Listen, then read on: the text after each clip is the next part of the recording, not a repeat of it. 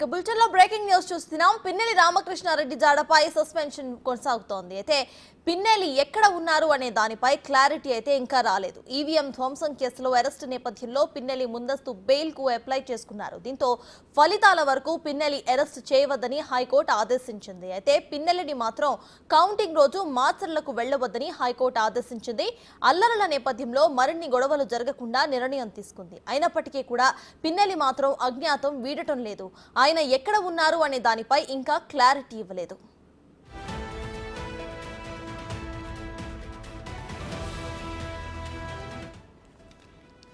అయితే ఇప్పుడే నియోజకవర్గానికి వస్తే మరిన్ని కేసులు పెడతారని పిన్నెల్లి భయపడుతున్నారా అనే చర్చ ఇప్పుడు జరుగుతోంది. 20 సంవత్సరాలు ఎమ్మెల్యేగా చేసిన పిన్నెల్లి నియోజకవర్గానికి అడుగు పెట్టడంలో ఎందుకు వెనుకడుగు వేస్తున్నారు అనే అనుమానాలు మొదలయ్యాయి.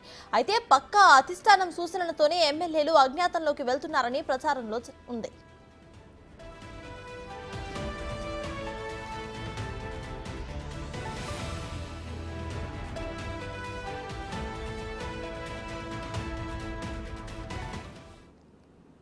ఇదే విషయంపై పూర్తి డీటెయిల్స్ మా ప్రతినిధి సాయి శంకర్ అందిస్తారు. సాయి చెప్పండి, ప్రెసెంట్ అక్కడ అప్డేట్స్ ఏంటి? అయితే పిన్నెల్లి ఆ నియోజకవర్గానికి రావద్దు అంటూ కూడా కోర్టు ఆదేశాలు జారీ చేసినట్టు తెలుస్తోంది. అయితే ప్రెసెంట్ అప్డేట్స్ ఏంటి? సత్యాలు ప్రధానంగా పిన్నెల్లి రామకృష్ణారెడ్డి ఎక్కడున్నారు, ఇదే ప్రస్తుతం నియోజకవర్గంలో కానీ పల్నాడు జిల్లా వ్యాప్తంగా జరుగుతున్నటువంటి చర్చ. హైకోర్టు ఆదేశాలతో ముందస్తు బెయిల్ పొందినటువంటి పిన్నెల్లి రామకృష్ణారెడ్డి కేసుకు సంబంధించినటువంటి అంశంలో, అంటే ఈవీఎం ధ్వంసానికి సంబంధించినటువంటి కేసులో పోలీసులు అరెస్టు చేస్తారు అనే విధంగా జరిగినటువంటి నేపథ్యంలో ఆయన అజ్ఞాతానికి వెళ్ళడం జరిగింది. అయితే ముందస్తు బెయిల్ ప్రస్తుతం హైకోర్టు ఇవ్వడం జరిగింది. జూన్ 5వ తారీఖు వరకు ఈ కేసుకు సంబంధించినటువంటి అంశంలో ముందుకు వెళ్ళొద్దు అనే విధంగా కూడా చెప్పినటువంటి పరిస్థితులు. అయినప్పటికీ కూడా ఆయన అజ్ఞాతాన్ని వీడుతున్నటువంటి పరిస్థితి లేదు. ఎక్కడున్నారనే దానికి సంబంధించినటువంటి అంశం పైన ఆయనకి సంబంధించినటువంటి ముఖ్య నేతలకు కూడా కనీసం సమాచారం లేనటువంటి అంత అజ్ఞానానికి వెళ్ళినటువంటి పరిస్థితి ఉంది. ప్రధానంగా ఇప్పుడు ప్రజెంట్ సిచ్యువేషన్ చూస్తే 20 సంవత్సరాలు ఆయన ఏకదాటిగా మాచర్ల నియోజకవర్గంలో ఎమ్మెల్యేగా పనిచేయడం జరిగింది.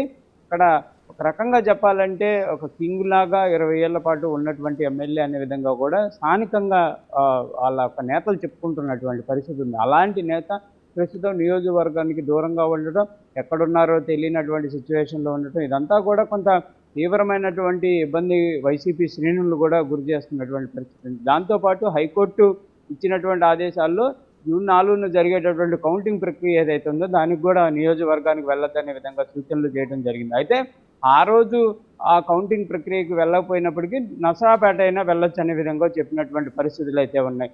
అయితే ఆయన ఒకవేళ నియోజకవర్గానికి రాకపోయినా ఎక్కడున్నారనే దానికి సంబంధించినటువంటి అంశమైన క్లారిటీ అయితే ఇచ్చేటటువంటి అవకాశాలు ఉన్నప్పటికీ ప్రస్తుతం అయితే అది రివీల్ చేస్తున్నటువంటి పరిస్థితి లేదు. ఇదంతా కూడా అధిష్టానం చెప్తున్నటువంటి అంశంలో భాగంగానే పిన్నెల్లి రామకృష్ణారెడ్డి ముందుకు వెళ్తున్నటువంటి పరిస్థితులు కూడా క్లియర్గా కనిపిస్తున్నటువంటి పరిస్థితులు ఉన్నాయి. ప్రస్తుతం కౌంటింగ్ తర్వాత కనుక ఒకవేళ కనుక గెలుపు వైపు అడుగులు వేస్తే కంపల్సరీగా అజ్ఞాతాన్ని వీడి ఆయన కంపల్సరీగా వెలుగులోకి వచ్చేటటువంటి అవకాశం ఉందనే విధంగా మరో చర్చ జరుగుతుంది.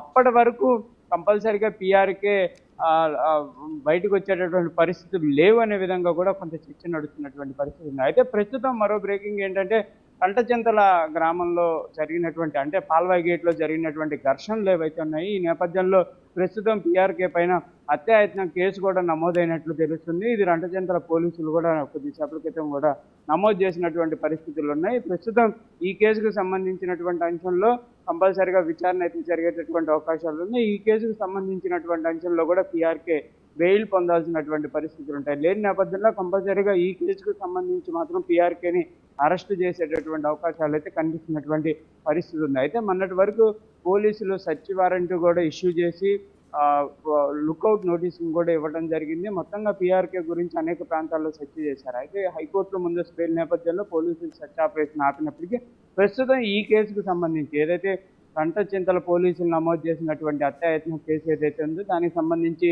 విచారణ నేపథ్యంలో సెర్చ్ చేసేటటువంటి అవకాశాలు కనిపిస్తున్నాయి. మరి ఇప్పుడు ఈ కేసుకు సంబంధించినటువంటి అంశంలో అన్న పీఆర్కేని పోలీసులు అదుపులోకి తీసుకునేటటువంటి అవకాశాలు ఉంటాయా, లేకపోతే ఆయన మళ్ళీ హైకోర్టు నుంచి బెయిల్ తెచ్చుకునేటటువంటి పరిస్థితులు ఉంటాయా, ఏ విధంగా జరుగుతుంది అనేది కూడా చూడాల్సినటువంటి పరిస్థితులు ఉన్నాయి. ఇటు కనీసం కార్యకర్తలకు కూడా అందుబాటులోని రానటువంటి సిచ్యువేషన్ మాత్రం అందరూ కూడా అనేక రకాలుగా కూడా చర్చలు జరుగుతున్నటువంటి పరిస్థితులు అయితే ప్రస్తుతం నియోజకవర్గంలో కనిపిస్తున్నాయి. మరి ఈ కేసు అంశంలో పిన్నెల్లి ఏ విధంగా ముందుకు వెళ్తారనేది కూడా చూడాల్సినటువంటి పరిస్థితులు ఉన్నాయి. మరో అంశం వైసీపీ చెప్తుంది, కంపల్సరిగా పీఆర్కే కనుక వెలుగులోకి వచ్చి నియోజకవర్గానికి వచ్చేటటువంటి ప్రయత్నం చేస్తే ఈ హత్యాయత్నం కేసే కాదు, ఘర్షణలకు సంబంధించినటువంటి అంశంలో అనేక కేసులు నమోదయ్యేటటువంటి అవకాశాలు ఉన్నాయి. కాబట్టి వీటన్నిటికి సంబంధించి న్యాయ నిపుణుల సలహాలు, పార్టీకి సంబంధించినటువంటి అధిష్టానం ఆదేశాల నేపథ్యంలోనే పిన్నెల్లి అజ్ఞాతాన్ని వీడుతున్నటువంటి పరిస్థితి లేదు అనే విధంగా మాత్రం క్లియర్గా చెప్తున్నటువంటి పరిస్థితి అయితే కనిపిస్తుంది. మరి ఆయన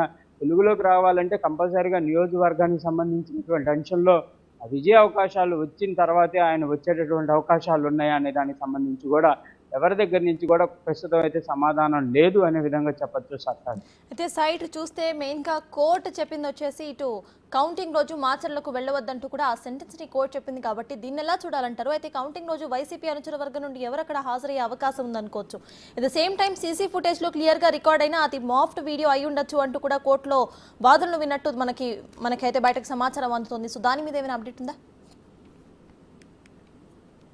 ప్రధానంగా కోర్టు ఇచ్చినటువంటి ఆదేశాలు మనకి ఘర్షణ జరిగినటువంటి వాతావరణంలో అక్కడ చోటు చేసుకున్న ఈవీఎం ధ్వంసానికి సంబంధించి ముందస్తు బెయిల్ ఇస్తూ కొన్ని కీలకమైనటువంటి ఆదేశాలు జారీ చేయడం